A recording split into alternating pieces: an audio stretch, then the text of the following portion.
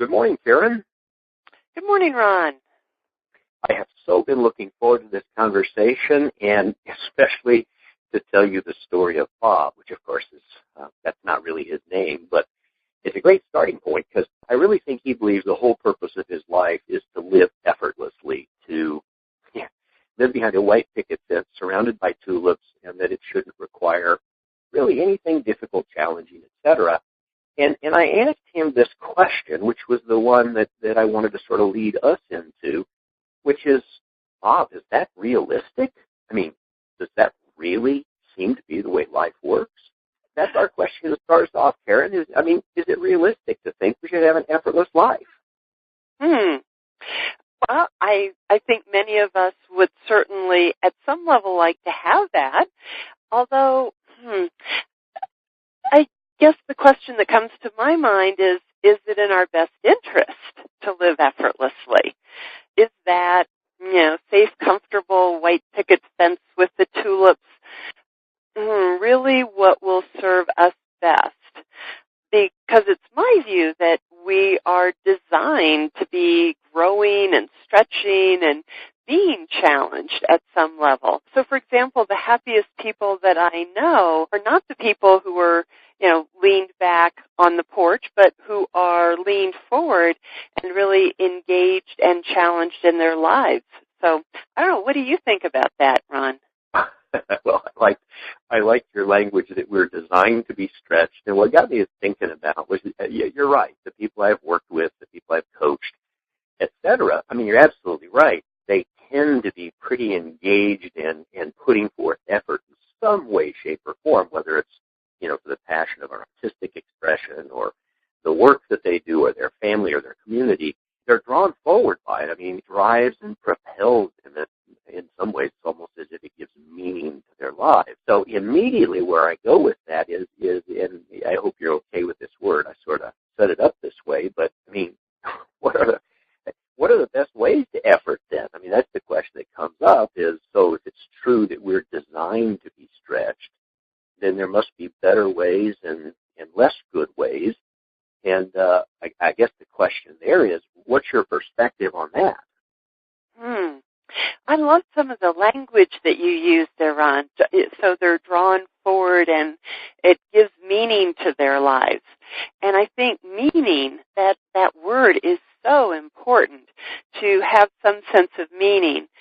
So when Bob was thinking about how nice it would be to be, have the white picket fence and tulips, what's the meaning of that life? Who's really receiving value from that life?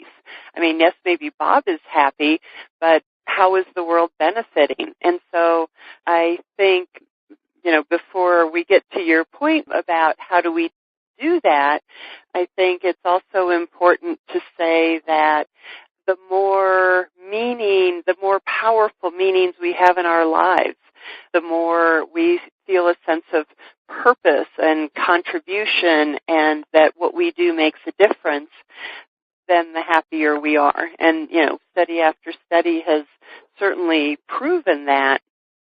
And I think also part of it is about this attitude toward it.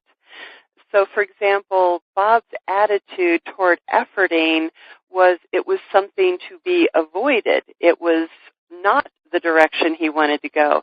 And yet the people that we've talked about who are the happiest and who are drawn forward and have meaning in their lives, I think they see efforting as part of their growth, part of the value they add to the world, even without thinking about how do you go about in the best way with efforting or not.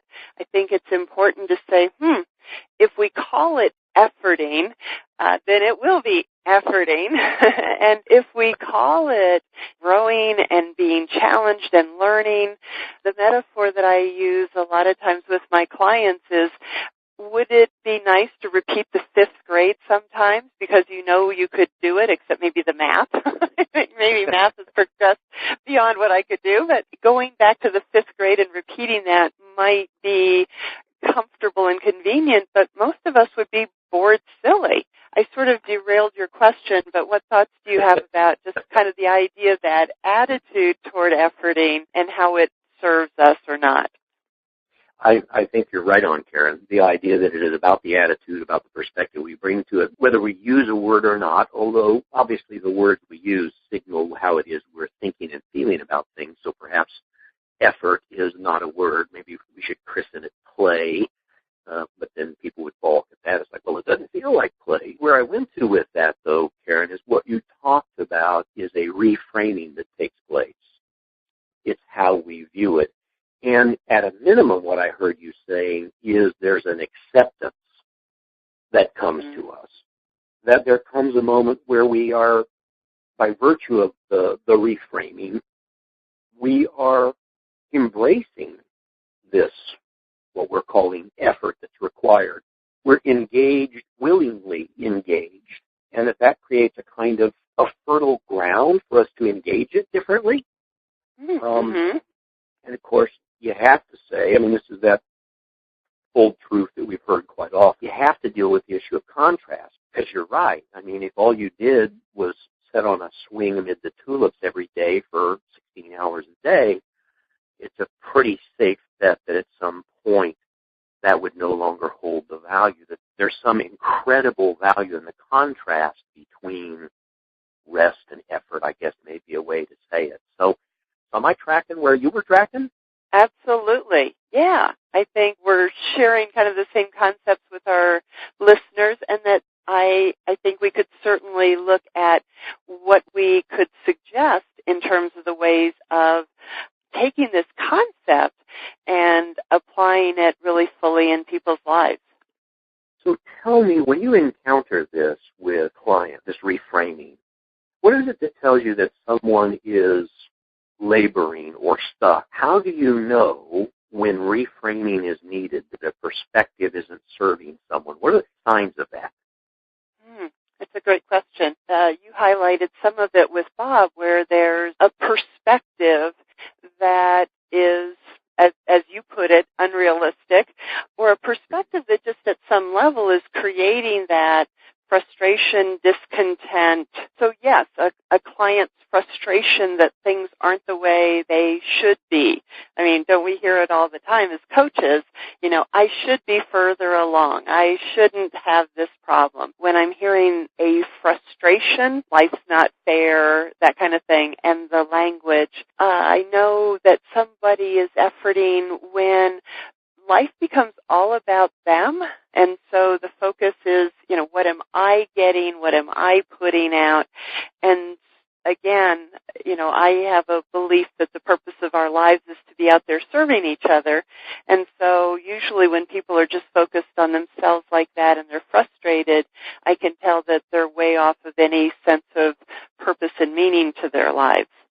So that's my perspective around it, and how about you? I'm going to pick up on a couple words you used because they make perfectly good sense, and then you used a phrase that I think sums this exploration up pretty effectively. You talked about the presence of frustration and discontent, which I think are exceptionally good descriptors of when we know that we've got a need for a reframing. And then you said the language roughly was when things aren't as they should be, kind of a I guess I would characterize that as a lack of acceptance for how they are, and the resulting inability to engage because of frustration and discontent. So it looks to me like what we're dealing with here is this perception that causes us problems, particularly as it regards our engaging life and the, I hate to call it effort, but the effort required to engage life. So if that seems like a good framing to you, Karen, I suggest that we make a transition into talking about what we can do about such things. Let's do that. Give a reframe. So let's talk about reframing, about what we do, Karen. So where do we start with the reframe for ourselves? What's the recommendation to begin with? In my opinion, the best place to reframe it is with celebration. I think when we are putting forth a lot of work and effort, so we're working hard at work, or we're investing ourselves in the development of our children, or any of those things that we might call efforting, that so often we don't take that moment to step back and celebrate our progress, celebrate the contributions we're making. It all then feels like drudgery. And if you look at how we operate with children, we're wanting to get them to expend effort. We want them to learn and that sort of thing. And we don't say when they finish their homework, well, it's about time. We say, yay, you finished your homework. And then when we become adults, we stop celebrating our accomplishments, our progress, our efforts. And so I think the first place that I would suggest that people start is to periodically step back and say, wow, that was awesome. I one time used the metaphor of a mountain with a client, and she said, you're right. I've been focused on just climbing the mountain step after step after step. And we use the metaphor of stopping and turning back and looking at the view and saying, wow, look at where I am now. And so maybe that kind of concept can help our listeners. And how about for you, Ron? Because I know you work with people a lot on this. I like the mountain metaphor, actually, which sets up a story. But before I tell the story, there are goals, there are mile markers, there are things that allow us. I mean, even if it's on the side of the mountain where you stop and you stretch and you put your backpack down and you look out and go, wow, I'm like really come a ways. That gives us that opportunity to celebrate a milestone. And the story that popped up about the mountains was with a young woman I do some work with. Her name is Amy, who has discovered hiking. She's about 30 years old, and she's discovered hiking. One day she called, and we were chatting, and she told me that she was going to do a weekend hike, 30 miles plus with a couple of friends, and it ended up being a rainy weekend. So I was wondering how it would turn out for her, and she came back, and I said, honestly, there were points where I wanted to die, and there were points where I was just elated beyond measure. And so some part of that relationship is her trek in the rain in the mountains was interspersed with high points and low points, but obvious progress. And the big payoff for her was, at the end, she said, Ron, I did it. I was like, this is a very understated, quiet kind of acknowledgement, celebration that she had done something that was really cool despite the hardship and the effort. And so there was some kind of an important emotional payoff for her there. Mm-hmm. Absolutely. And how wonderful that she recognized it and had a chance to talk through it with you. I know there are a lot of people who don't have those cheerleaders and those voices of encouragement in their lives saying, yay, you did it. And what did that mean to you? How wonderful that she had you as the sounding board to celebrate that success with. Well, that's an important point for us. Is a big part of coaching at times is coaching and controlling, supporting, and being a sounding board and all those things. And I mean, you don't have to be a coach to offer that to people. It's that ability to hold people up, as one person said it, call them up rather than call them out, that we want to inspire and motivate them, not to weigh them down. And having people around us that can help us do that is just tremendous. Mm-hmm.